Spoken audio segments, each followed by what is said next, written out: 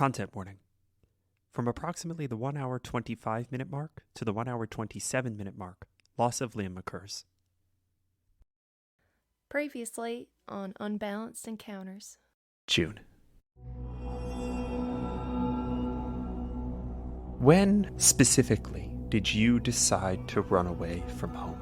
There was a meeting that my dad was having. It had nothing to do with Mama. And that's when I realized that maybe he was done. Dale's gone. Did you know that? Dale Snowthorn did not die because he was tired. You remember a detail that had been hazy for you. You had to brush from his pillow the scrap of a blood-red vine. Not absolutely sure what sort of consequence these runes would have, but they are certainly abjurative. He's gonna sort of mindlessly touch one of them. The roots have begun to crumble, and you watch them for a second, and you see that they are, from the bottom up, beginning to disintegrate. And we see the old Imperial words: sap supply, false wall. That same dagger, Sphinx is gonna go, oh, hold me, don't drop, okay? And he's gonna stick it in. The dagger clatters to the ground, and brick by brick, the wall begins to collapse.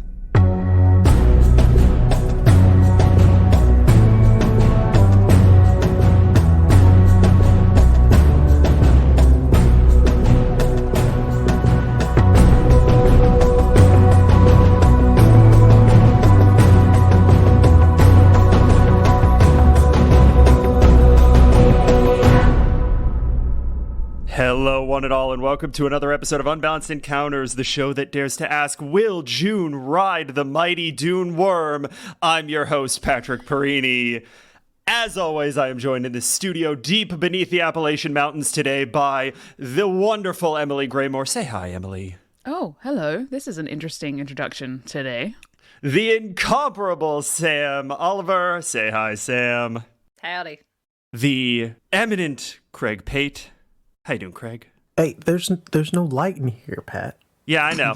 We have to pay These electrical mountains- bills. these and mountains are we too- actually need more people to go to the Patreon so that we can afford our electricity for this super secret studio beneath the It's Appalachians. supposed to echo like this? The sound treatment's a bitch too. Legitimately, I'm telling you, we need more patrons. Well, it's a mountain. Why'd you pick a mountain out of anything to do a podcast in? Shh, don't let them know we made bad decisions, Craig.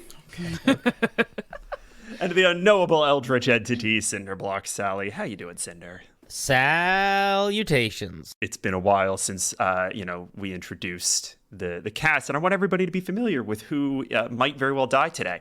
Oh, there's a ladder down here. Greg, I think I just heard somebody say your name. I'm gonna hit you with this one, Sam. You do know that I'm black, right? I hear my name from some out of ghostly anything. I'm gone. I'm out of here. Podcast over. What the hell? Did y'all drink crazy juice? What is going on? We are dragging I've never seen us drag our feet this much. I'm serious. I'm serious. I don't know if you're going to keep any of this, Patrick, but I'm just going to say, in case you decide to keep it, that before we started recording, this is what we did for like 10 minutes. Just more and now dick we're jokes. just doing it more. No, I mean, genuinely, I think we are all a little nervous because in our last episode, we finally fucking met June's mom, and now a lot is about to happen. It was a super chill episode. Pat. Yeah, super I don't know chill. what you're Yeah, talking no problem. about. Nice little guitar music, kind of at the top and tail, and some good kind of heartfelt, sort of 80s, kind of good parenting, quality Hollywood, kind of heartfelt moments, and no sadness at all. Yeah. Mm-hmm. I have a question for Emily, actually. Oh, thank God. Where does Sphinx go when he dies? That is an interesting question. It's somewhere small. I think he doesn't really know where it is, but it doesn't feel unsafe. I imagine a fire of some sort. Maybe it's a campfire. I think maybe it changes. Sort of like a room of requirement changes for his needs. 1 minute it's a campfire, 1 minute it's a big fireplace which has got a big broiling cauldron of stew in it, or maybe it's an oven that is baking a cake. There's always some element of a fire and some food. I like that quite a bit. And I think today, very specifically, we see the campfire version of this. I think that it looks almost a little bit like the space of Harissa's ritual to reconnect with him. That represented, I think, a moment where Spinks found his way back. And as the effects of Power Word Kill suffuse his body and blow him apart at the molecular level, his spirit enters this place of grounding and safety. I want to say almost like when you're a kid who gets lost in like the mall or a theme park, you go back to the last place you saw your parent, right? Mm-hmm. Like that's where he goes. But he's not alone. There's a being, an entity, a person maybe, lurking just in the shadow of a tree. They don't emanate a threatening aura. They don't move in a way that seems like they're stalking. They move almost casually in this dimly lit space. And I'm curious how Spinks reacts. Hello? Did you disintegrate like me? Because, it's a weird experience, and having someone to talk to about that would be nice. There's plenty of room. You want to sit? I mean, I don't know if there's enough food, though, so... I hope you brought some. Hello? A creature that looks almost like a human-sized treant. Gnarled kind of bark-like features that are offset by shadow and the glint of the firelight, but that conform to the human silhouette. Slip around the edge of one of these trees, and as Spinks's eyes kind of adjust, vines. Whoa, now. This is not... He's gonna get up from the fire and sort of like keep the fire between him and the thing. You see this entity put its hands up in a gesture of deference, unintention to harm, and it steps sort of fully into the relief of the firelight, and it says, "I believe it was Mr. Spinks. Was it not?" And the voice that it speaks with is clearly distinct as an individual, but in the back of Spinks's mind, almost as if kind of behind him, he hears whispered overtones of other voices, similarly to that of the blood tree, but there's a distinction, there's a gap in between the clear voice emanating from this vine-like entity that Spinks can now see is blood red, and the voices that are coming almost from the back of his mind. And this entity says, "There is no thing that can hurt you in this space. I say that simply to put your mind at rest."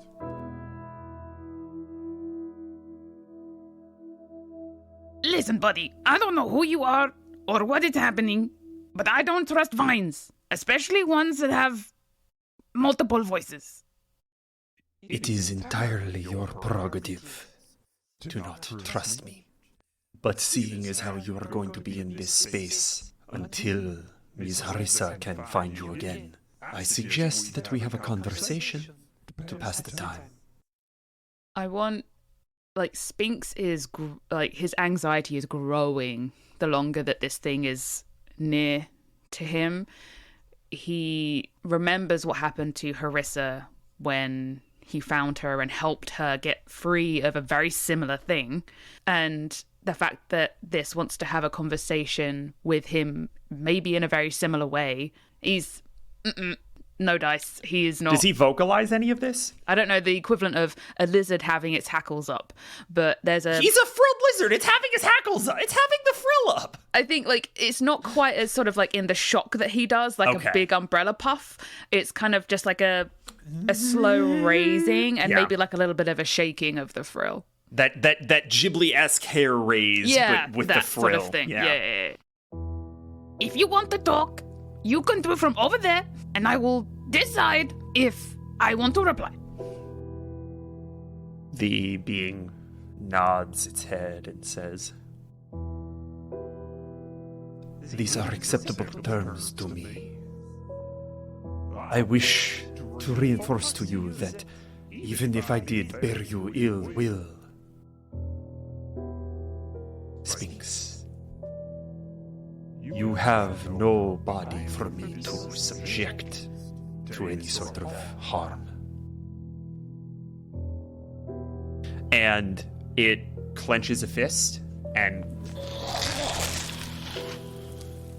a stump of knotted blood red vine grows from the ground, and it takes a seat and crosses its legs.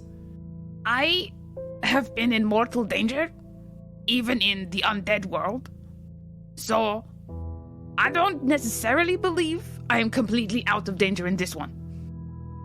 I do not suspect that you will be long for this place. Miss Harissa has grown powerful. Soon she will be able to bring you back to her. I am sure she will have need of you.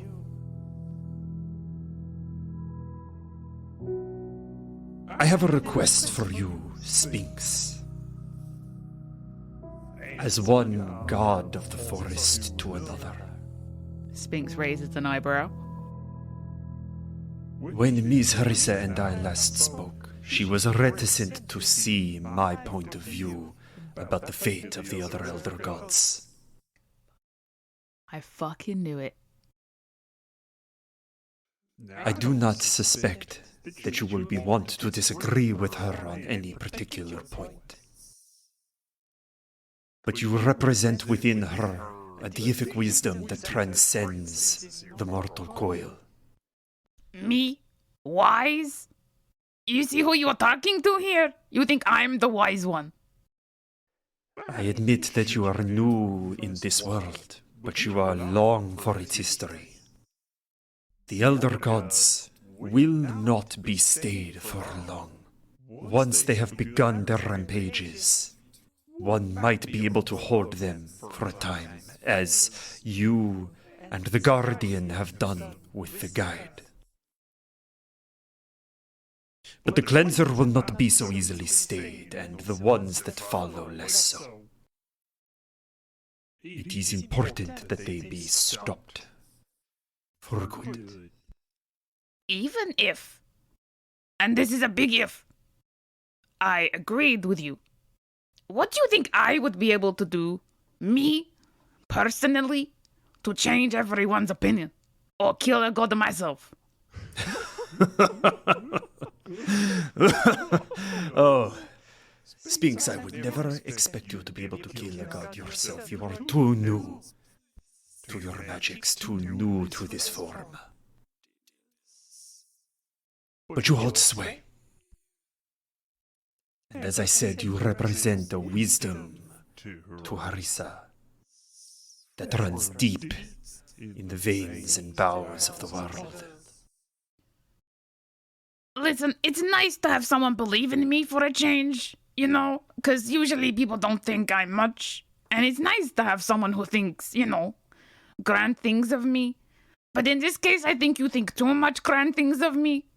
She often just smacks me upside the head when I say something stupid, so... Can I get an insight check from Sphinx? We're going to make this contested, but I'm not going to tell you what against.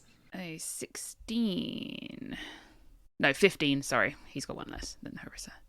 I rolled a 6 on the die, plus 10 to the roll. Sphinx obviously has that reaction, right? Sphinx has that reaction of like, Harissa doesn't listen to me whenever I don't, Right. whenever I say something that Harissa Who's doesn't usually Sphinx agree with. in the grand scheme of, any of this stuff that's happening? And then the backdrop of trees and forest behind Luna shifts. And we see that almost like that long pan that you get in horror movies sometimes, where Luna is sort of moving into the foreground as the background is dropping out back behind them. And it is replaced with a forest covered in snow. And we see a mountain man dressed in furs atop a giant dragon swooping down to blast a crystalline worm in fire, and then it vanishes. What the?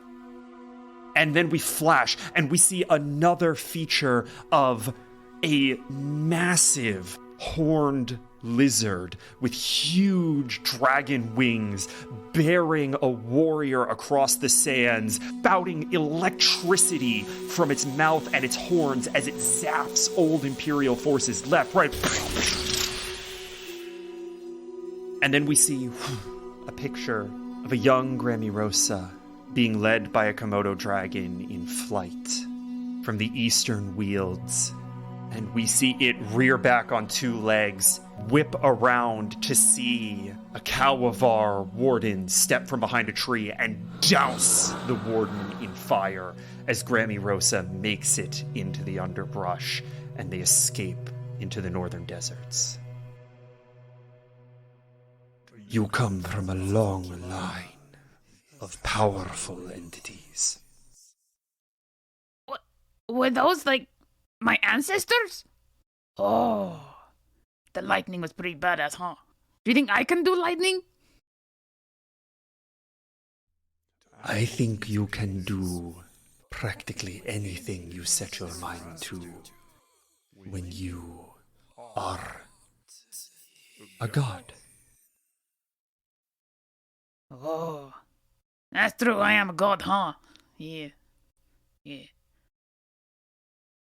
All I ask is that you consider the long-term consequences of your and Harissa's actions, and you implore her to take a long view. How do we stop something that can destroy anything it touches? Any tips would be great. You hear the writhe of pulsing red vines in its form as they shift and say, "The obvious and true answer is that you do not touch it. Well, yes. Every god can be killed." Even you? And we cut.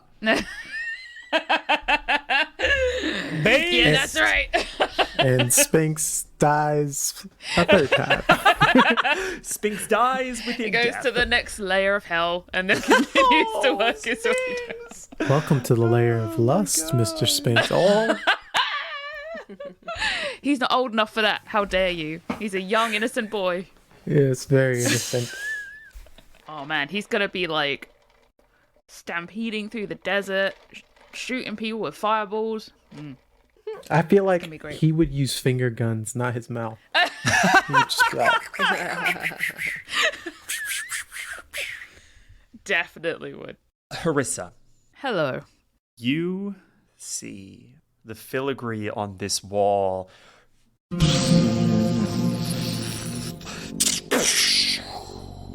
crackle and roil as Sphinx is disintegrated.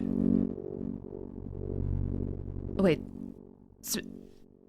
She looks up and, I don't know, sees a puff of magic dust. I imagine when Sphinx goes poof, it's just like a little glitter cannon. Golden red glitter just poof. And as she's looking up, this glitter is just softly snowing down onto her face and onto her shoulders. that kind of smile of achievement just fades, and she stands a while as the bricks are sort of falling away and doing what they're doing. And she looks down at her arm and touches her tattoo. I imagine this all happening in sort of like a slow motion, just that glitter falling onto her arm as she touches it and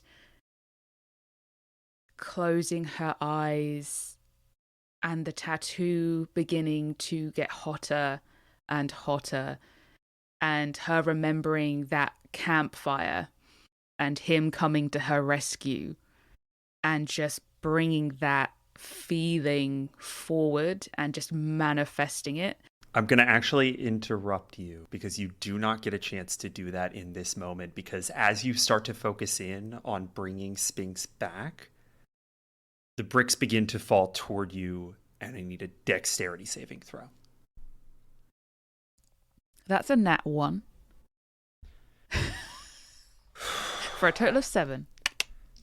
Guard.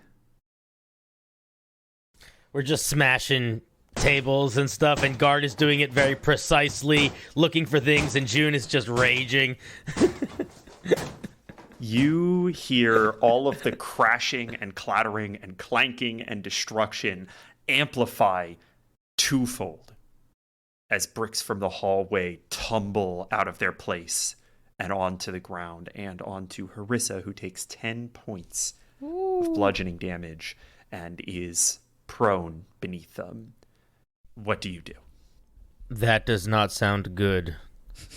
Rush out of the room. Yeah, I just bolt towards it. If June is going, I bolt with her.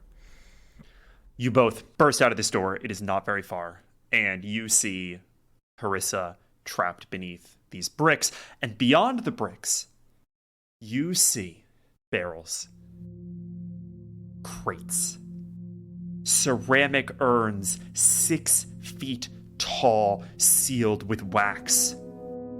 All of it covered in filigree. Saphira and June is... Oh, ow, my head. Oh, God.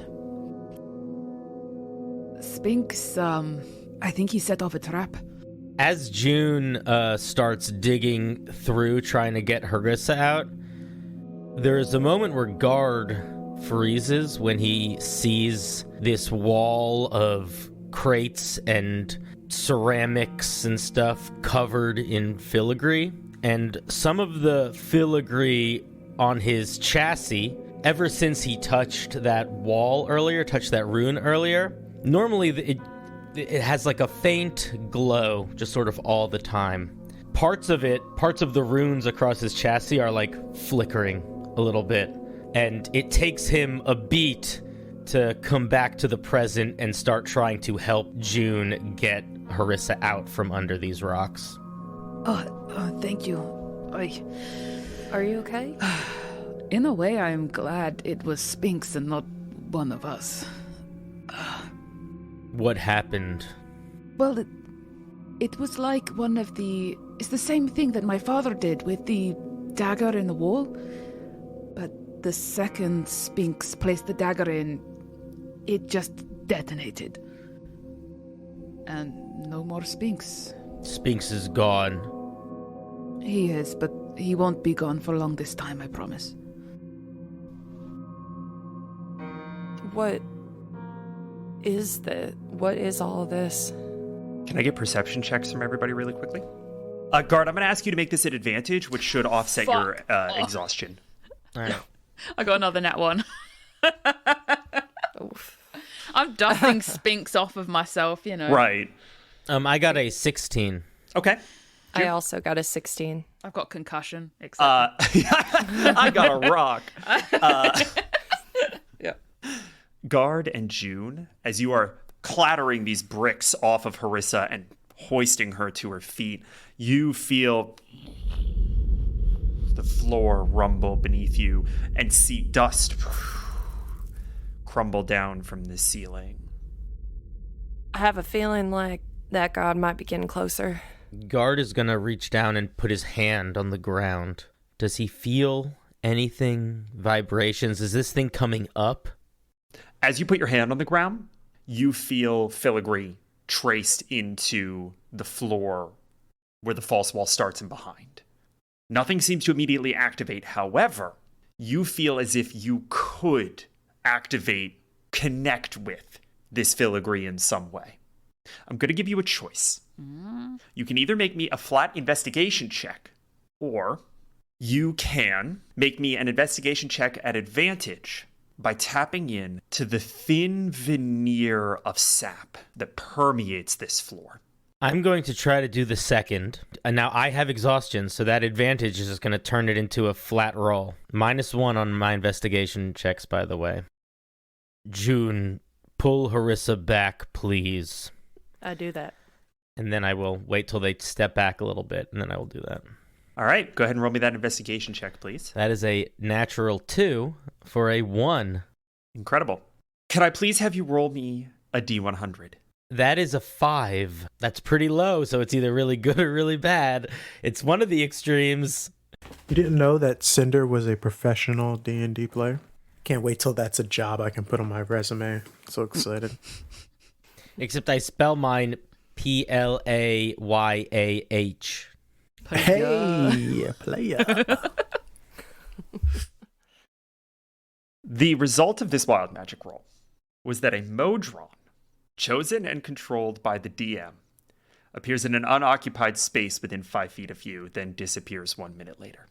We got battle mechs in our fucking D&D game now? Yeah, boy. Is this Gundam? So what? Did we Okay. I understand that that's what it says, but what happens? Yeah. You, even on a 2, feel everything rumbling and shaking. And the failure on this roll was not a failure to detect. It was a failure to detect in time. What is the emotion that Guard feels most prevalently when he realizes, I did not figure this out in time?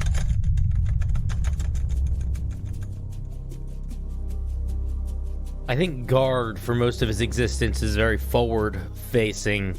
Even the people that he cares about, it is on a very simple level most of the time, and he often thinks about caring for those people through the lens of his greater goal.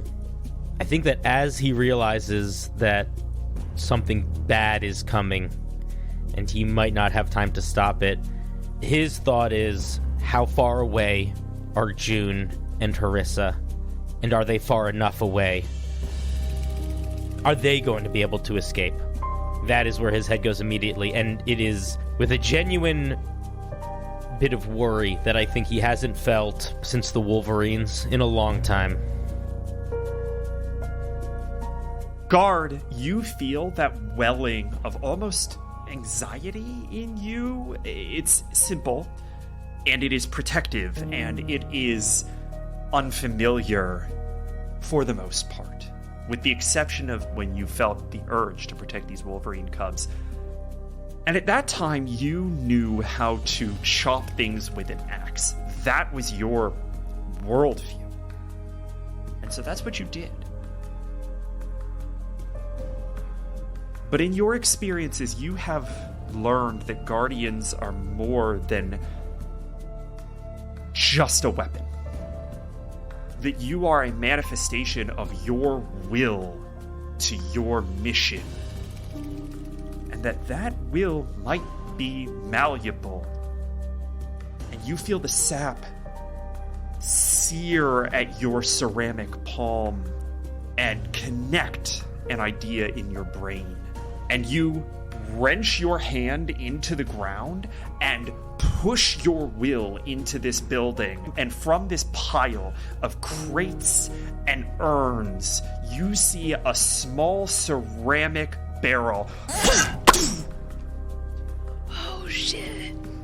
You have summoned a manifestation of guardianship external to yourself. I would like you to please grab the replica monodrone stat block, which you are going to have control over on your turn for the next minute. Oh, Cool. sick. Oh, cool. Does it look like the jar guy in Elden Ring, where it's like Yeah. a big jar with arms and legs? Pretty much, yeah. All right, cool. Alexander. Yo, shout outs to Alexander. No spoilers, but shout outs. And with that, we are going to jump upstairs. Isaac, you are having a conversation with Katarine, and she has just brought back a memory, forced you to confront something that you had been willing to ignore. For years, Dale Snowthorn was a fighter, and as heartbroken as he was, he didn't give up. That scrap of blood-red vine that you found on his pillow the day you found his body, you know better now. Magic is real, the gods are real, and they will kill you if you are not careful. And at that moment, Rami walks up, and she kind of scratches her head and says, "Are you all okay up here? Isaac, you look as if you've seen a fucking ghost." So, nothing. Just thinking about stuff. What's going on, Rami? How are the rest of the gang doing downstairs? I heard some smashing. At first I was concerned maybe there was an accident or something, but then it kind of got intentional. I feel like they're just busting stuff up down there. Oh, okay. Not really sure. No, yeah, a lot of emotions have been expressed recently, if you haven't noticed, so I can definitely see them trying to take some time to themselves. I guess we just wait until this god just decides to erase us from existence. I mean, we should theoretically be safe down here, right? And it is at that point that you feel the ground rumble beneath you. Now what? Oh no. Isaac, we gotta get him out of there. We gotta get him out of there right now. Oh, we're safe. We're protected by the moss or the nature. Damn, nature always doing whatever the hell it wants. It's rosemary, not moss. Think Isaac remembers that? No, I guess not. Katarine crits. Katarine gets a nat 20 on her investigation check, glances up. The roots of every rosemary bush are now fully fucking gone, and she grabs you by the collar and says, "Isaac, we have got to get them out of there right now." All right. And I need everyone to roll me initiative. Let's go. I got a 7. I got a 2, which totals a 5. We got a 7 for Isaac. We got a 5 for Harissa. Guard, what's your initiative? 7. 7, okay. 7, buddies. And June, what's your initiative? 10. All right. We are going to start, funnily enough, with Guard, because June, although you had our I swear to God, our highest initiative with a 10, Hallelujah. you have the surprise condition. Guard, you feel this rumble now concentrated on the back wall of this hallway. It is coming from below, but not deep below. It is going to blow through this wall.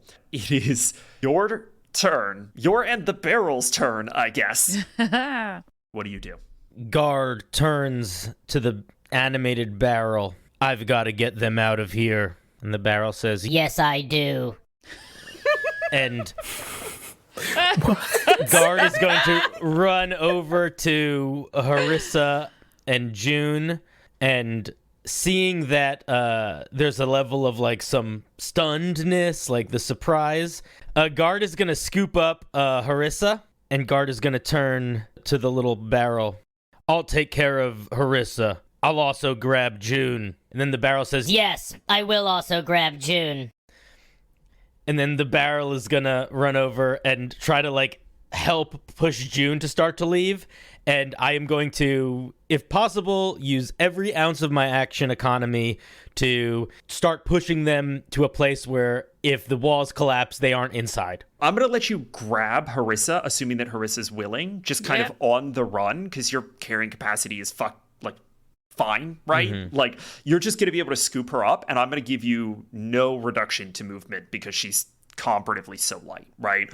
With the barrel, This is going to be a little trickier because the barrel, while it is a medium construct, is nowhere near as strong as you.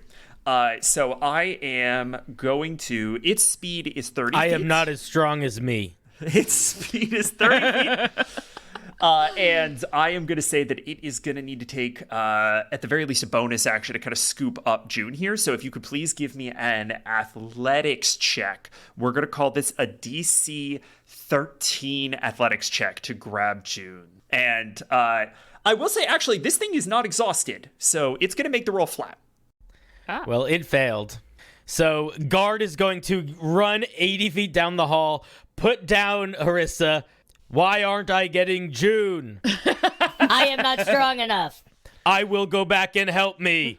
And then I will start running back. I will start going back in once Harissa is like close to the exit. I will say that basically what's going to happen here is that you get 60 feet and then 20 feet back. And the barrel is going to just take half movement on this because the athletics failed. So 30 feet for movement and action for dash, which means that you're 10 feet away now. So June and the barrel are halfway into the hallway. Harissa's under the hole. Guard is near the middle of the hallway. All of this happens in like an instant as Guard clocks the situation and starts shuffling people around. And I think that's it for Guard's turn. Isaac, you are not under the surprise condition because Katarin gave you the heads up. You are basically at the mouth of this hole. You just saw Harissa get dumped. Oh, hey, Sapphire. What seems to be all the hubbub? I don't really know. Something that was grumbling. I think bad news bears. All right. And he's going to... How far are they from us now? Harissa is at the bottom of this hole, which I believe we said was like 20 feet. Oh, wait, I'm shouting up. I don't know. The other two are kind of deeper in the hallway. You can't see them. Okay, then I will cast Bless on Sapphire, Isaac, and Scrumpy. So he can toss spells and shit. Cool. Okay. You also get a chance to direct Rami here if you want to have her do something. She's obviously aware of the impending earthquake. Yeah, shouting down the hall. Rami, is CJ out there? Yeah, I think so, yeah. Alright, well, get him ready to, we might have to make a quick exit. Oh, we're doing a hot exit? Hell yes, I've been waiting for something like this. Frickin' criminals. All aboard for the hot exit. Hell yes. Alright, I'll get CJ ready. She bounds up the stairs and starts getting CJ, like, saddled up.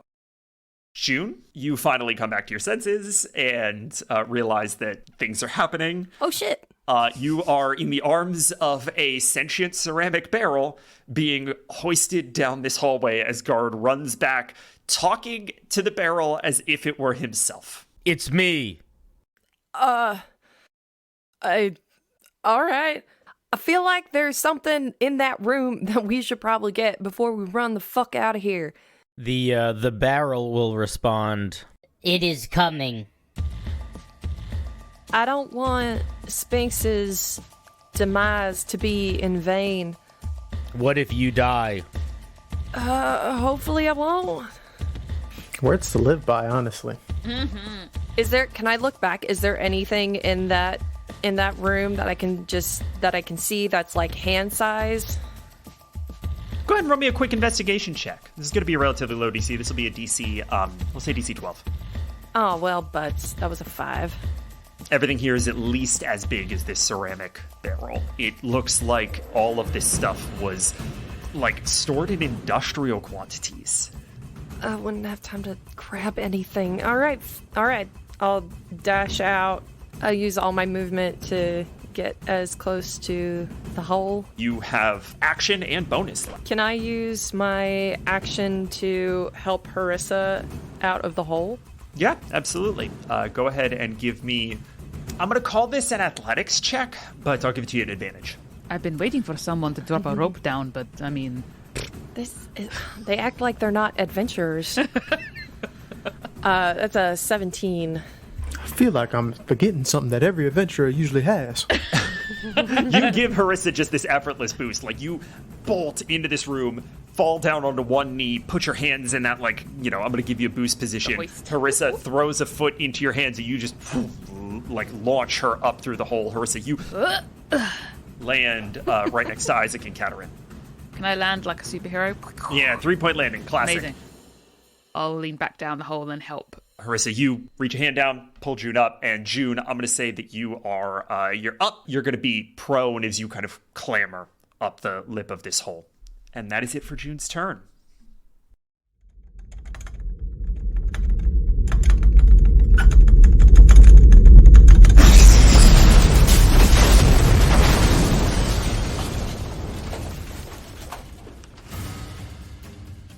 The walls explode with force. Bricks everywhere, and I need dex saving throws from guard and the barrel. 17 for guard. Okay, that's a success. And 6 for also guard. That's a failure. For also guard, that's a failure. Also guard takes 9 points of damage. All right, it dies. Does it indeed? It has 5 hit points. Okay, this thing is blown to smithereens as ceramic flies off in all directions. You feel a fine mist of ultra pure sap envelop you and begin to sort of trickle down your ceramic filigree. I'm going to wait until your turn to have that have a consequence. But what you see as the rubble clears is 2 milky white eyes and a huge gaping maw, each tooth sapphire, and in between each scale, roiling pustules of blood. As this thing begins to devour every barrel and urn and crate in this space. And as it does, you see sand pouring from its mouth.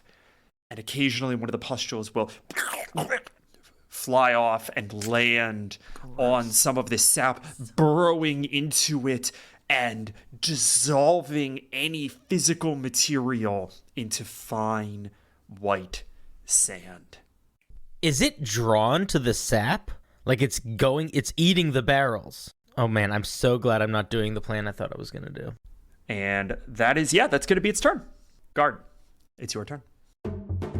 Guard is going to look down at his shattered self, and amidst the broken ceramics, there's going to be a piece that looks oddly unbroken, almost like it broke into like a perfect geometric shape with just a single piece of filigree at the center. Guard is going to reach down, pick that part of himself up, and he is going to affix it onto the edge of his gauntlet. Each Modron, when they die, they spit out a 6-inch diameter magical charged disc that powers them, so I'm leaning into the stat block. Yeah. Does that do anything? Nope, but you can decide it does. It's going to. It's going to. This disc is going to, because it is just suffused with magic, is going to give you the ability to cast Magic Missile. However, you do not have any spell slots. So in order for this thing to do anything, you're going to need to consume sap. With that fine mist, I'm going to give you 1 use of sap as it sinks into your body. This little bit of ceramic is going to last forever. So anytime you want to cast Magic Missile, all you've got to do is get a shot of sap. Okay, that's cool. That's friggin' cool. Okay, well, listen, no time like the present, right? He's going to look up at this massive, festering lizard, realize that he is now covered in sap, and that the lizard is going for things that are sap. Uh-oh. He's going to look back at Harissa and June being pulled out of the hole, and he's going to run in the other direction as loud and big as he can to try to get it to follow him.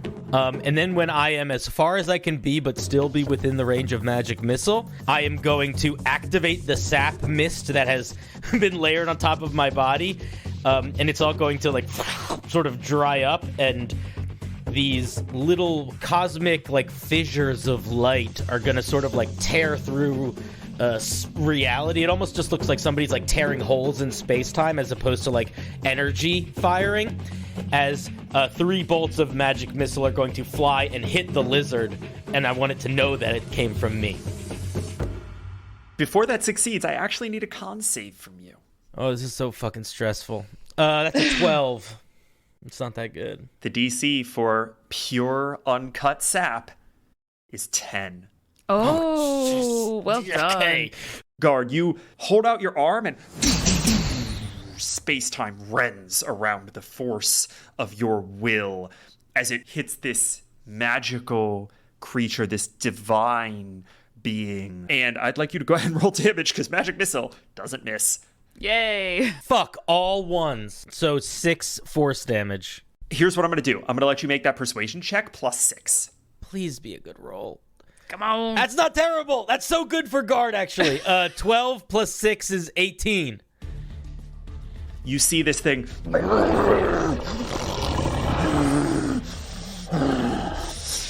And then an arm comes out and tears into the ground, and then from immediately behind it, another one, like, Akira's over it, and this thing, like, slips up the wall and barrels in your direction, destroying and chomping and devouring everything in its wake, as we see you, like, rush up to it headlong and then do a 90-degree skid turn into these sleeping chambers. You are now trapped in this space. Yeah, but I think I got another round where people can get out, so that's all that matters. Yes. And guard, at the end of your turn, you can't see it. Can anyone see it? I don't believe so. No, we're up out of the hole now. Yeah, we're out of the hole. Yeah, everybody, it's out. No, it doesn't get its legendary action. Fun. Woo! I don't know what it is, but phew! That's guard's turn. All right, Isaac. Bad stuff. Bad news bears. We gotta get out of here right now. Everybody, where's guard? He's down there. Oh, fuck. Somebody's gonna need to go get him. He's not gonna be able to get out of there on his own. Huh? And Isaac jumps down. Isaac! Oh, I tried that stance you did. Oh, my knees. Shit. All right, Isaac jumps down. Fantastic. That's locked in. All right, Isaac, we're gonna go ahead and say that is 5 feet of movement. Do I see it? Yeah, you absolutely do. You see this thing burning its way through this space. It is half clinging to the ceiling, just a row of arms that are spindling out from it, chomping at every brick and scrap of magical filigree that it can get its jaws around. And you see that it's actually now dripping these pustules to the ground. And when they hit the ground, they kind of turn into little geckos, to these little gecko-like forms of blood and pus, and they skitter out and kind of dissolve, burning their shadows into the ground. God, we gotta go. You don't see guard. The situation here is that this thing is making its... There's a door halfway down the hallway that was the entrance to the chambers, the like sleeping chambers and work chambers of the Imperial officers that would have manned this station millennia ago, right? And guard is kiting this thing into that room. What he will also see is broken ceramic on the ground that looks like guard's armor. Oh, fuck, that's true.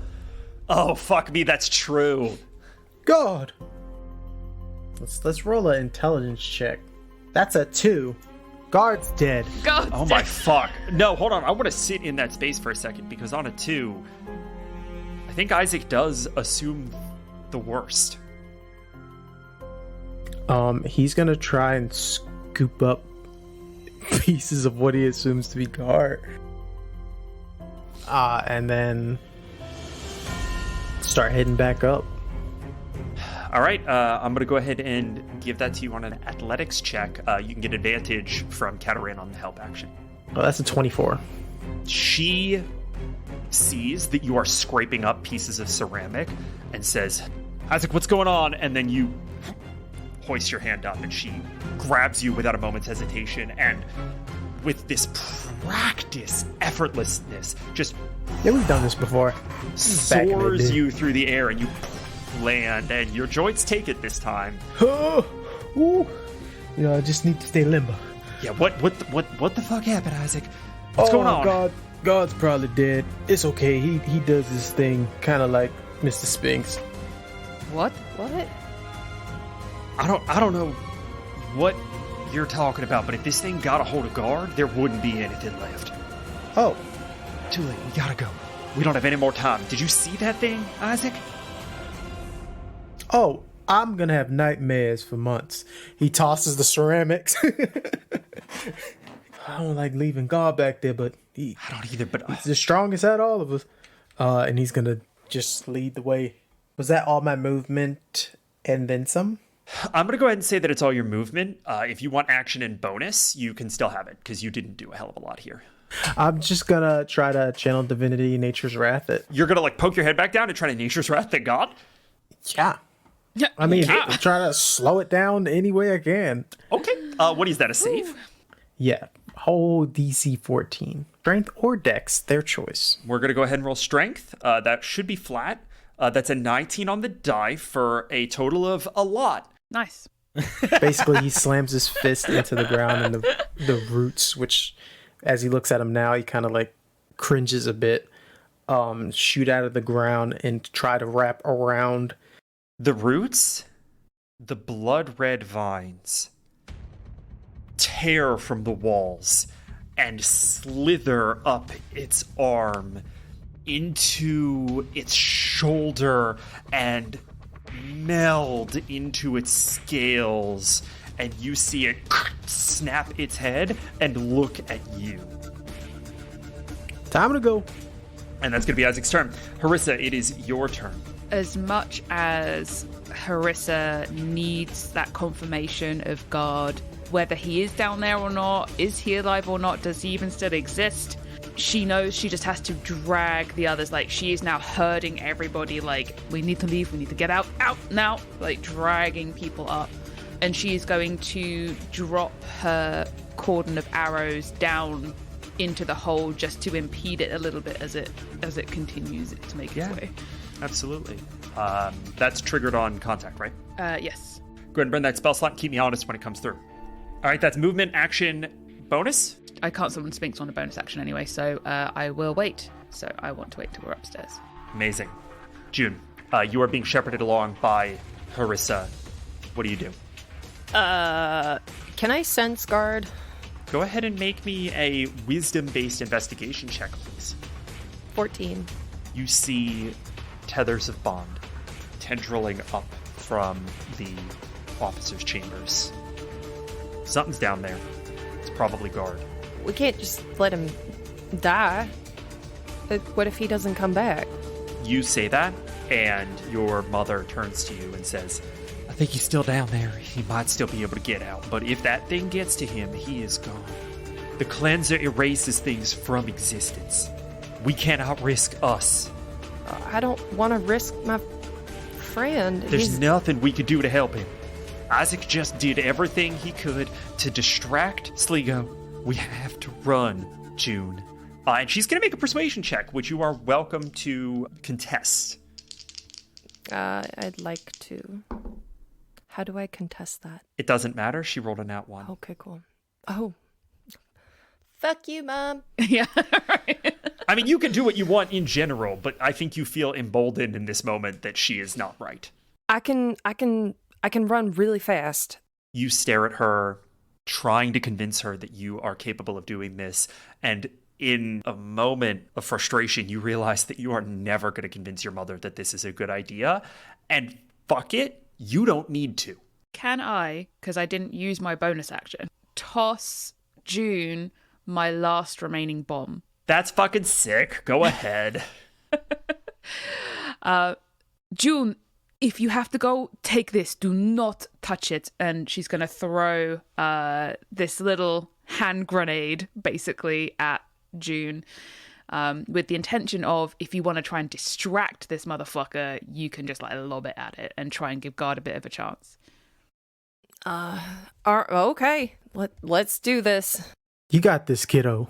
Oh, Isaac, hold. Oh shit! I don't know if I can do this. I want to ask Isaac to hold my staff, lower me down into the hole, and I want to throw that bomb and have him pull me back out. I'm gonna ask you to go ahead and give me an acrobatics check to represent this entire interaction. That's a 19. This bomb lands at its feet and it puts an arm guard. You see it wrench an arm up through the door jamb, and then you see an explosion as this thing whips its arm back and skitters to the ground, kind of devouring the smoke in hit, just and a fine mist of white glass sand kind of pours from its teeth.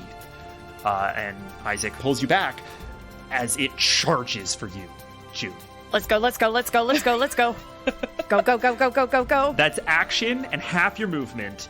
But I also, if you're willing to give up the rest of your movement, I'm having Harissa kind of shepherd everybody, so you will get to the top of the stairs by the end of her next turn. Yeah, that's, yeah. Go. Like we're like in Lord of the Rings running out of the mine. I think we're like, whoo. And this thing charges for the far wall. And guard, you see it pass. Roiling pustules of blood. Perfect pearl scales. Arms. One over the other as it in the hallway past you. It is going to slam against the far wall and begin to move up. Guard, you have a free exit. And it's your turn. Guard is going to step out into the hallway to see what is happening. You see it just tearing at the hole that you all fell through.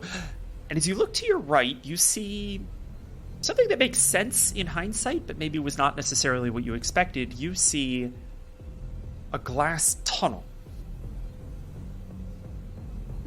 where it burrowed through, and you see that it is cracked and beginning to crumble. But if you move quickly, it may just hold. I mean, listen, go big or go home. Right. Guard is going to look, see that the rest of the group is no longer in the tunnel, see the lizard clawing up, see that there is a whole other path that it has been carving through the sand. He's going to reach down. He's going to grab one of the vials of sap that he took from Scrumpy, because he's got a handful. He has 4 specifically. And he is going to... Oh, this is so stupid, but it's what he's going to do. I'm so sorry, guys. No, go for it. He is going He's going to crash the sap onto his wrist. He's going to fire another magic missile at the lizard. Con save. 18. Go ahead and roll damage. That's better. That is 9 plus 3. That is 12 force damage. And then Guard is going to start running down the glass tunnel. As he leaves the hallway and it enters into the sort of terrestrial tunnel this creature has crawled, he's going to go from running to sort of leaping on all fours and sort of be bouncing up and down along the walls, like not sticking just to the floor. He is going to get as far as he can down that direction with his 40 feet because he's using his action to cast Magic Missile. And he is going to try to end his movement so he is on a top position in the glass hallway. So he's like ending sort of perched to the ceiling. Fuck, this is such a bad idea. It doesn't matter. I'll waste it. He is also going to, as he's doing that, he's going to use his bonus action. He's going to rage. So that this will, if there's anything athletics related that we need to do, it'll just cancel out the exhaustion. As his filigree starts to glow, but there are now sections of it that are like still sort of faded and flickering a little bit. And it's almost like there's a little parts of him are like deteriorating a little bit. Just sort of in general as he's charging down this hallway. Okay. Are we rolling? Good. All right, friends, we're going to keep this brief. Like Tinkerbell, this show only exists if you clap your goddamn hands. That's a metaphor, kids. Try to keep up. Here's what we're going to do to keep the show alive. You're going to go do this right now. Step 1, go to patreon.com/unbalanced encounters and sign up for the free tier. You pay nothing and you get all of the updates. Step 2, go to youtube.com/@unbalanced encounters and hit subscribe. This costs you nothing. Step 3, open your podcast app like Spotify or Apple Podcasts and give this shit 5 stars right now. Done. Easy. None of it costs you a dime, and now you are going to be the first to know when we roll out new merch, more on that soon, when we roll out our next bonus arc, it's a pirate one, by the way, and when we roll up to conferences where you can get a chance to meet us in person. All of that and more is coming soon, and if you want to support the show and you want to know when that's happening, that's what you have to do. That's it. We live another day, and it is all thanks to you. Unless you didn't do this list, in which case I will find you and... You all have a lead over this thing, and I think that in this moment, it is more interesting to pull back from initiative for just a second. And I am going to ask for a group set of checks. I'm going to ask for athletics from Guard, Isaac, and June. I'm going to ask for survival from Harissa as she takes point and charge of the situation. The DCs for this are going to be as follows. If you all successfully break a 17, you are going to get up and away with enough time to regroup and consider your options. If you only break a 12, collectively you're going to have to decide what gets lost in the process. Fuck off. This is my 3rd nat 1 this episode. Damn. That's ridiculous. The dice tell the tale. Fuck off. I'm so mad. Okay. It's 24 from Isaac. It's an 8 for me. We suck. Guard? 26. That's a group success, my friends. Oh, thank God. Oh, thank God. Thank you, boys. As you hit this thing with Right. another magic missile, it turns back toward you, and in that split second of having to make a decision of what it chases,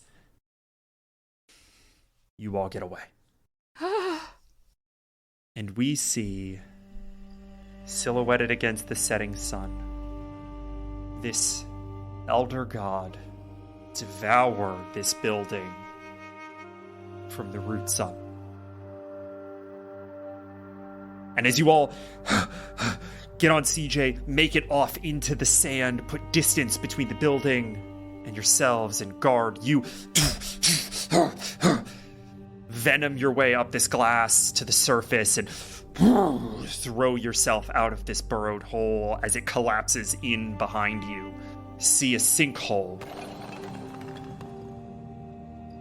as the building sinks into the ground. And slowly at first, and then all at once, you all forget that it ever existed. Oh, shit. Carissa, do you want to take 6 seconds to summon Sphinx? She looks down to her tattoo and touches it in the same way she did when she was down in a place she can't remember. And it gets hotter and hotter and starts to glow, and almost like burning embers, like that kind of magma sort of thing, fills where the ink is on her skin. And you see in front of her a roiling in the sand, just and little sputs of smoke coming up as a little shape pulls up out of the sand and goes,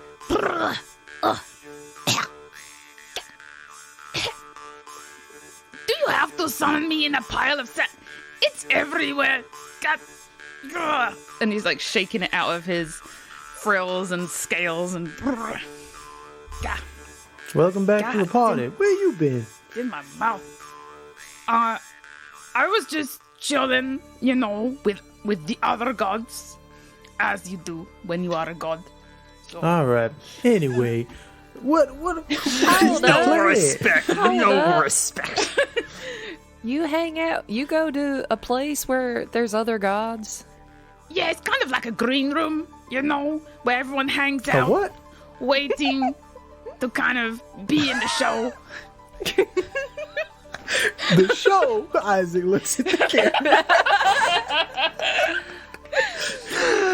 Oh my god. Sapphire is just going to, while he's mid-speech in whatever the heck he's talking about, just hoik him up and just give him a hug. Where the hell have you been? What time do you call this? I was worrying about you. Where have you been? I don't know. I was just chilling. There was this god and everything. I think it was divine, the blood tree. What do you mean the blood tree? What? It was just... He was there. He was talking to me. He was trying to manipulate me and stuff, like you're doing with you. I was scared. Oh, it's alright. Did he hurt you? Is everything okay? No, he didn't hurt me. I'm powerful. I give him a punch in the jaw and everything, and it was fine. And then I came busting out of the sand like this. Oh, that okay. We'll talk about this later. Okay. And she put him back down, and just you'll see kind of a bit of a frown. You guys feel the earth shake again, as it has been periodically. This time a little stronger, moving in your direction. I think we need to make a decision, and I think we need to make one now. I wonder if the cleanser, it's ill. I wonder if it's averse to the rosemary. Do you think it's because it doesn't like it? The aversion goes back before whatever this is. I imagine that it's something just endemic to it. I don't think we should kill it. Well, it was probably something that had to do with how Pandog and it were capable of coexisting. One balanced the other or something like that. Possible that Rosemary was a representation of Pandaw's boundaries in this space. New growth. Not to be overtaken.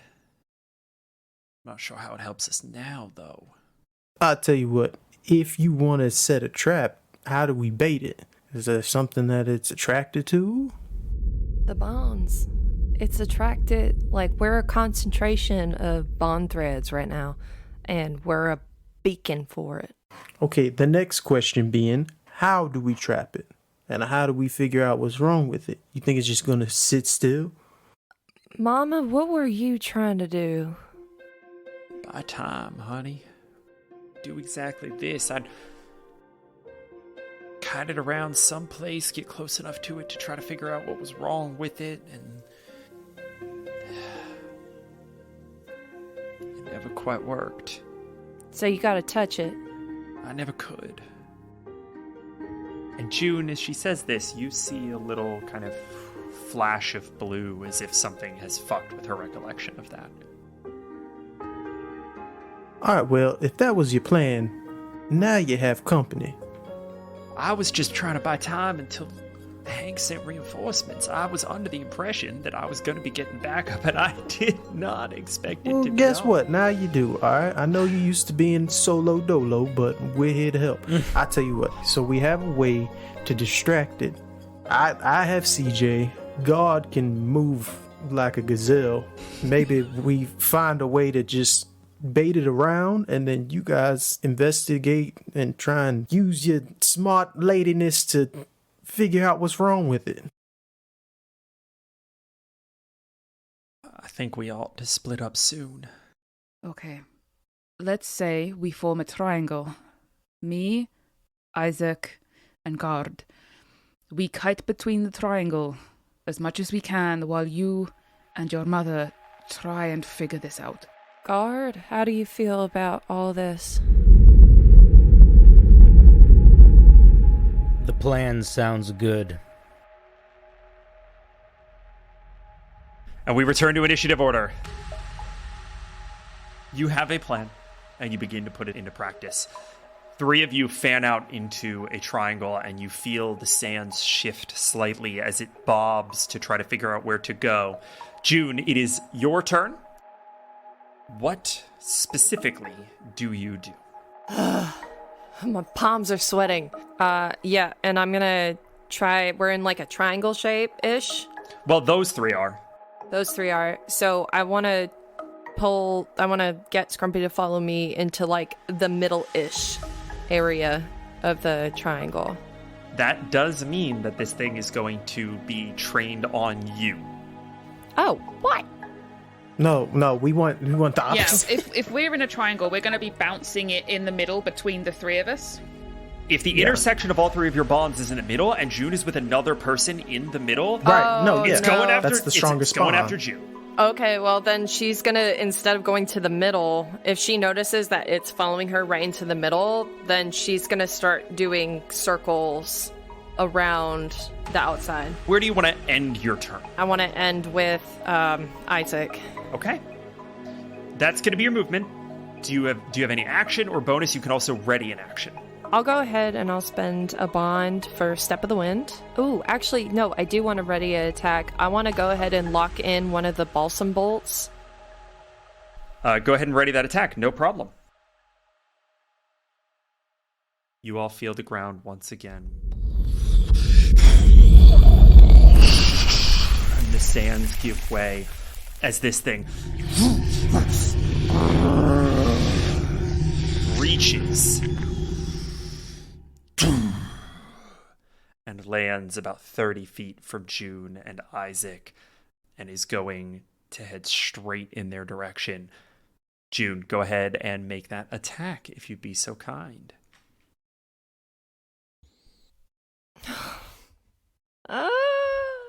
Not one for a 4. The earthquakes tremble under your feet as your bolt goes wide by a mile.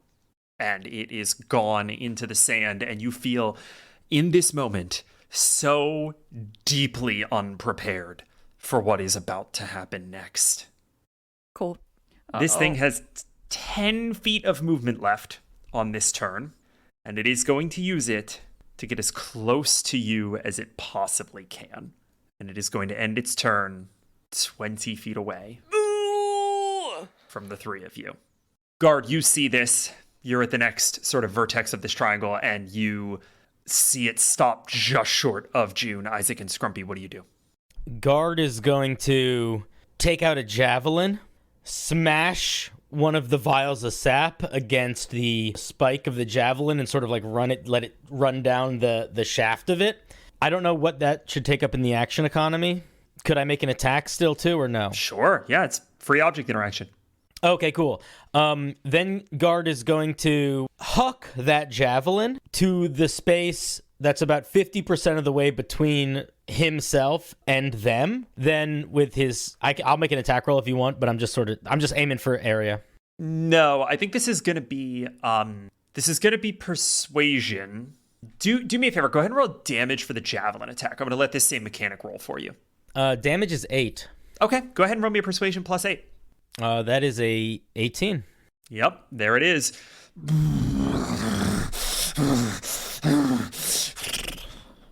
As it starts to move. With my second attack, I'm going to huck a javelin right at it to try to just really hammer home, change direction. Yeah, go ahead and roll that attack for me. That is a natural 20. Yes! Nice. Good. Guard, you see this thing sink into its left eye. Go ahead and roll me damage. 8 damage. And then I'm going to move in such a way to try to refocus sort of the tensile nature of the triangle. I don't even know how to describe it other than that. But like if we're all rubber bands connected to each other, I'm pulling back a little bit so that to both encourage it to move, but sort of to try to change the shape of the triangle to keep it like dynamically moving with the creature. Great.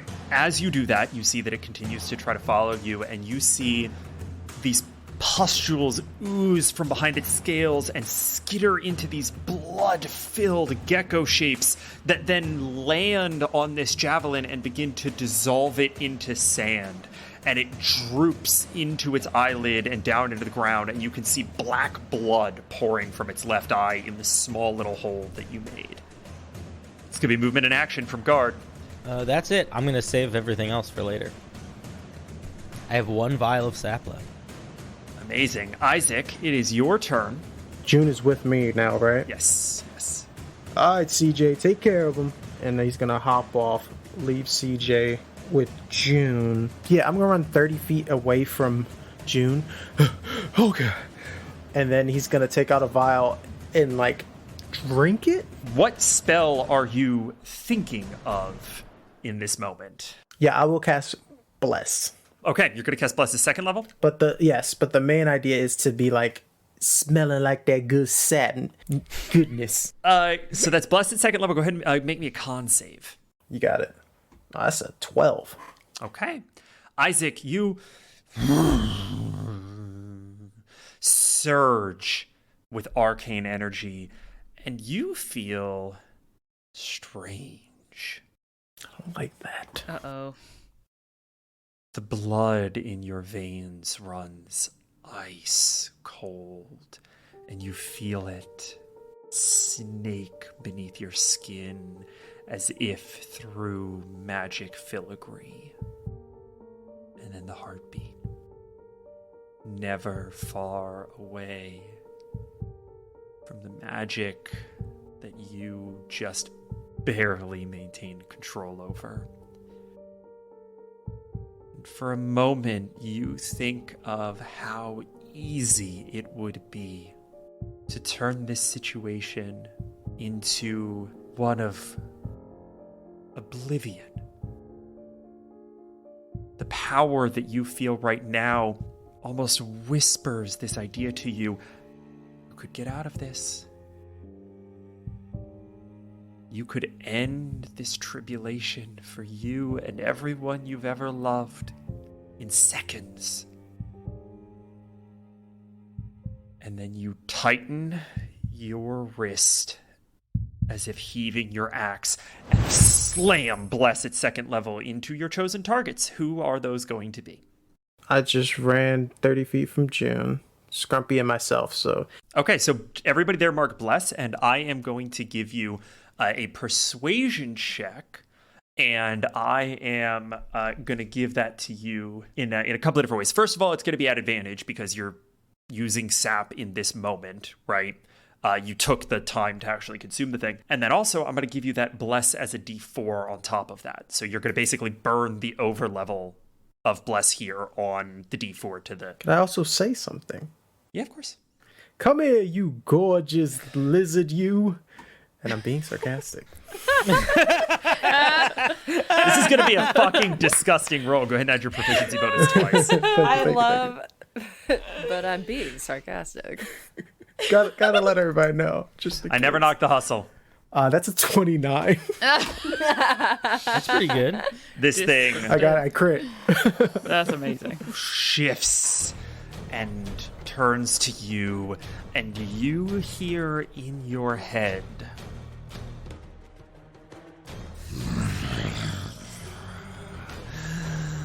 vines, as this thing tears through the sand in your direction. All right, Harissa, it's your turn. I am just going to shoot at it, just to kind of like, hey, over here, and see if I can get it to turn around away from Isaac. It really likes me. You just shouldn't have told that it was beautiful. I don't suppose a 14 hits. Nope, that doesn't hit even a little bit. Oh no! Well, fuck. Fuck's sake. Yeah, I was like, wait, what's going on here? That this hasn't come up yet, and I was like, oh, it's only been hit by magic missile so far. And a natural 20. Shit. Yeah. All right. Yeah, genuinely, the only times that you guys have hit this thing have been on auto hits or natural 20s, so auto hits. All right. So, Harissa, you pull back your bow, line up the shot on this thing, let fly, and the arrow goes straight into it, and you see one of these pustules like almost tentacle out and grab it and dissolve it into sand as it connects. Jesus Christ. Okay, she's gonna try again. I won't use sharpshooter this time. A 20? A dirty 20? No. No? What? 20 misses. 20 minutes, so it's an AC of 20 or higher. Okay, we need to figure out what's wrong with this thing. Can I do some kind of check? Because pustules and what it doesn't look right, looks ill, something. If there's anything in nature, maybe she's seen with similar, I don't know, a similar illness or disease or infection. Go ahead and give me we'll say an insight check. I got 14. I don't think that's anything. I think actually on a 14, you have a quiet conversation with Spinks, and Spinks is filling you in a little bit more about his interactions with Luna. He also, I think, describes Luna a little bit, and you make the connection. Blood vines pulsing on a rhythmic heartbeat, blood-filled pustules that vaguely morph into these lizards. Oh. There might be something there. Luna is infecting this god. Oh, shit! Oh, yeah. Oh, yeah, 100%. 100%. She's going to move to kind of like, as the triangle shape is shifting, she's going to move in sync with that. And she's also going to send Spinks to send a message to June. June! And he's going to confer basically what they figured out, that Luna is poisoning, controlling, has poisoned something, the lizard. So these red pustule things is because of Luna, because of the vines. So if that can help June in some kind of figuring out what's happening thing, that's what I want to do. At the end of Harissa's turn, we see Sligo barrel toward Isaac with a wild, frantic, chaotic movement. Blood pouring down from its eye, down its cheek, unswayed and unwavering. And Isaac, everything beyond this god melts away. And you feel it in your mind.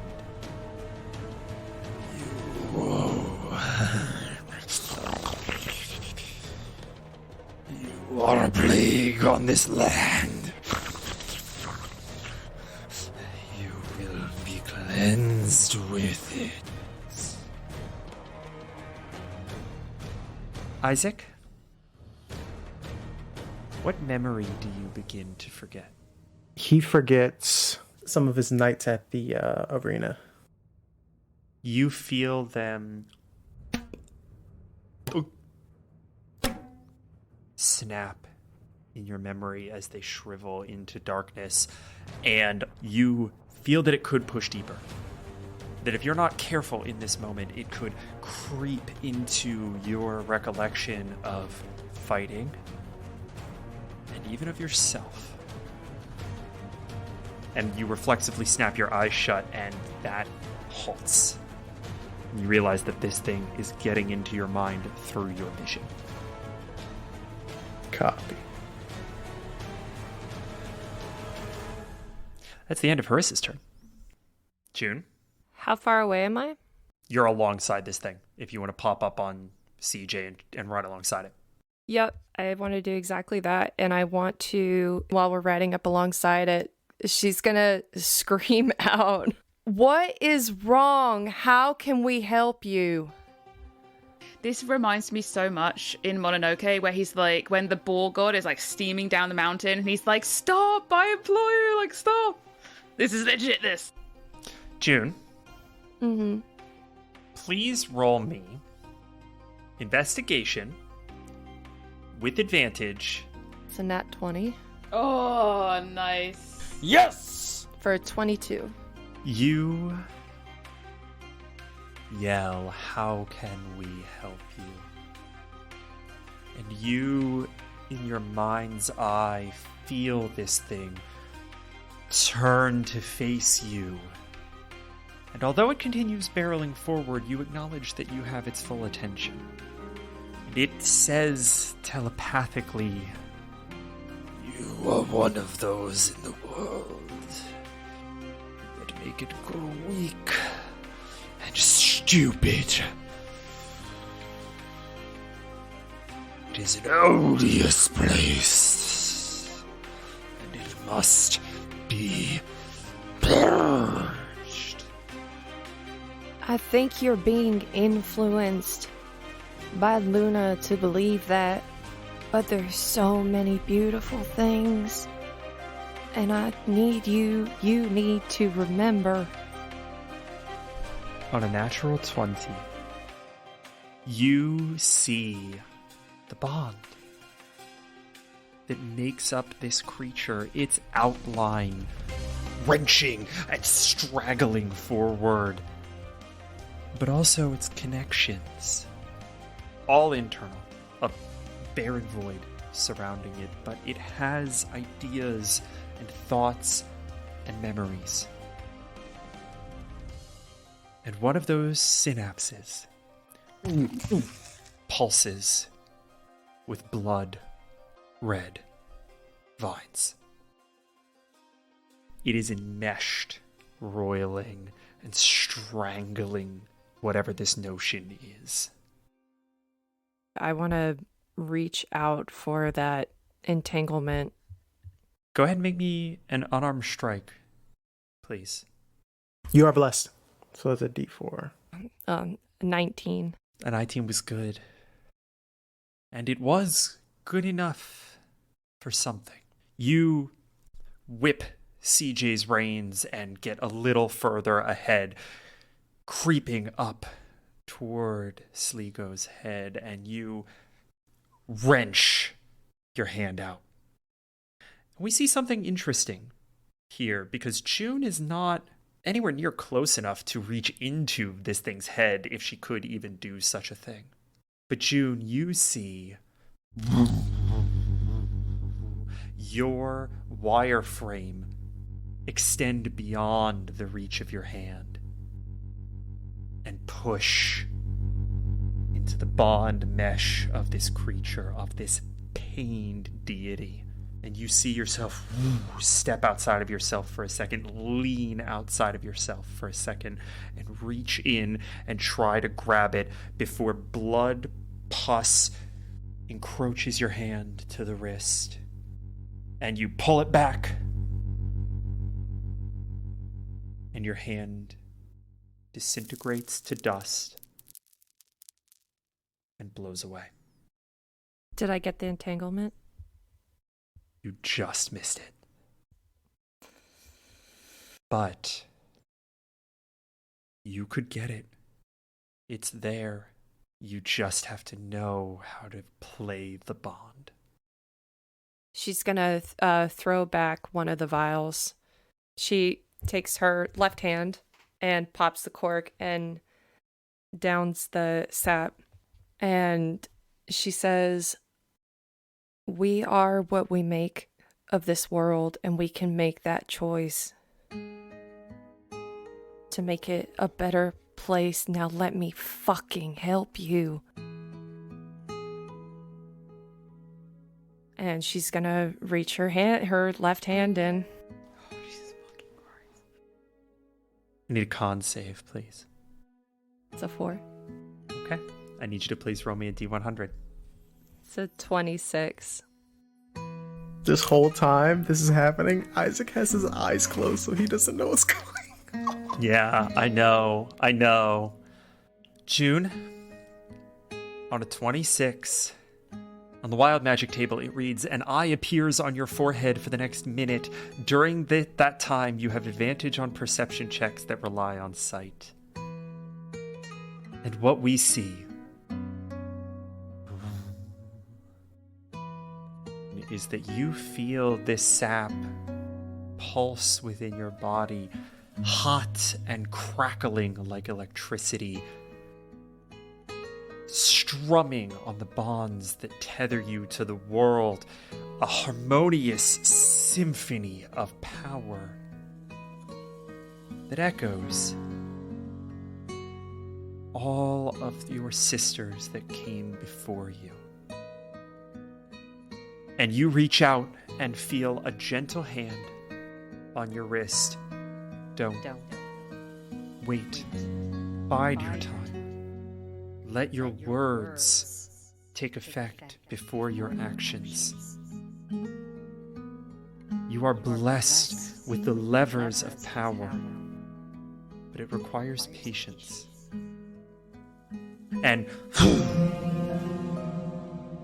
A third eye appears on your forehead, and you see every strand of bond crystal clear, overlaid as wireframes over the entire world.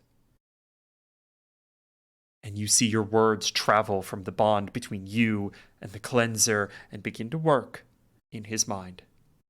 You can choose to push through and make this unarmed strike, or you can make a persuasion check at advantage.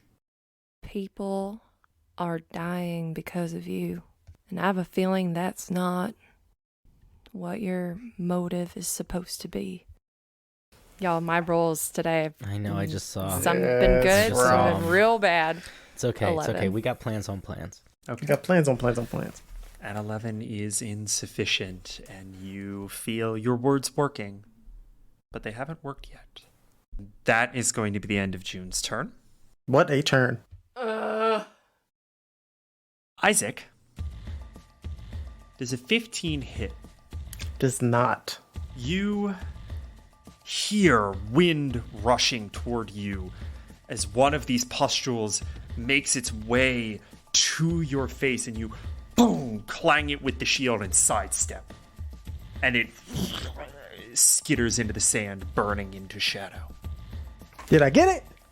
And just narrowly, Sligo barrels past you, devouring everything in its path. Guard, it's your turn. Seeing what just happened and seeing how June attempted to reach out to Sligo, Guard is going to charge up to June with his good hand. He is going to grab her wrist where her arm used to be, and he is going to turn to her and he says, "We are bond." And then he is going to pull her towards Sligo and hold his action. And if Sligo gets within melee of them, Guard is going to attempt to thrust his arm into Sligo so that June can reattempt that bond through him. I love that. I think that is just going to happen. Sligo is going to, you see Sligo kind of turn, again, just boat-like in this sand. And Isaac has stepped out of the way, has stopped making eye contact, and has been fully overshadowed by June. But as it heads towards you, it focuses its eyes on you, Guard. And I need you to tell me what memory starts to fade. As Sligo barrels down on Guard, Guard forgets that there are children at Rally. Aww. And all memories of those kids playing on him like a jungle gym, That's really upsetting. Elmira, all of it sort of fades.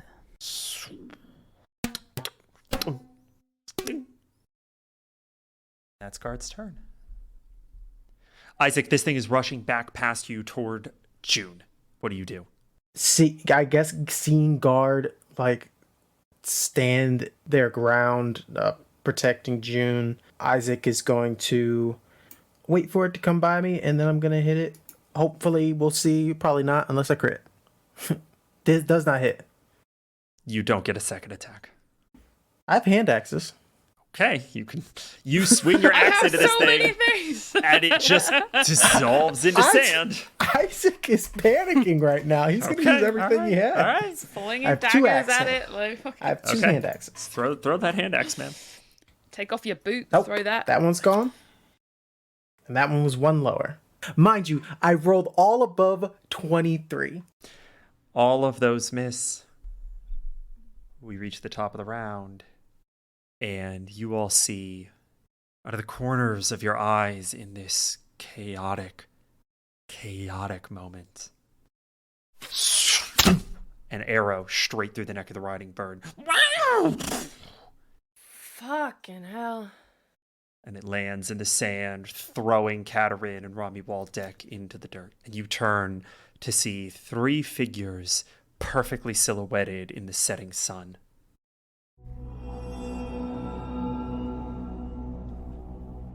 And Guard, I need you to please make me a wisdom saving throw. I have never wanted to succeed on a saving throw more than I do in this moment. That's a 2.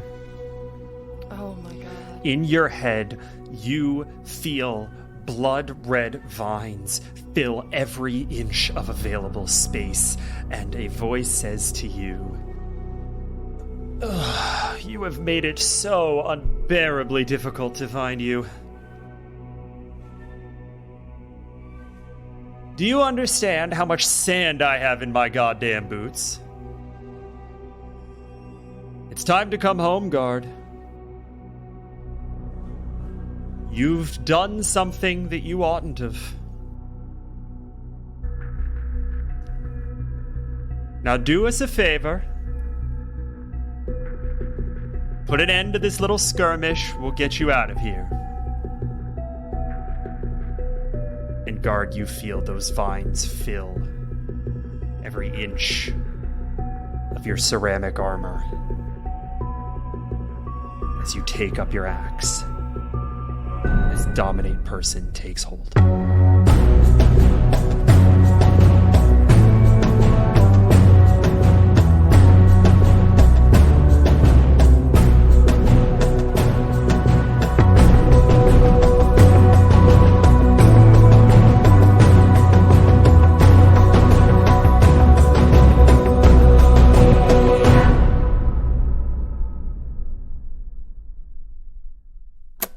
Okay, are we rolling?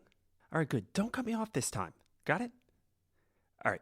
I want to thank some people who are clapping their hands so goddamned loud we can hear it all the way in our subterranean studio.